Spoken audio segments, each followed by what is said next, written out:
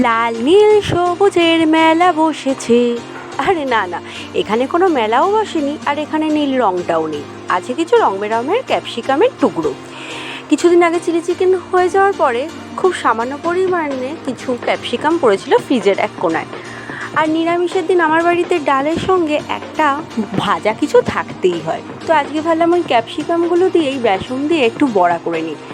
তো টুকরো টুকরো করে ক্যাপসিকামগুলোকে কেটে নিয়েছি। তারপর 2 টেবিল চামচ বেসন, একটু নুন, স্বাদ মতো একটু আদা দিয়েছি, আর কিছুটা পরিমাণ কালো জিরে, আর কাঁচা লঙ্কা বেশ কয়েকটা কুচি করে দিয়েছি। তারপর সামান্য পরিমাণ জল দিয়ে বেশ ভালো করে এটা মেখে নিয়ে 5 মিনিটের মতো রেস্টে রেখেছিলাম।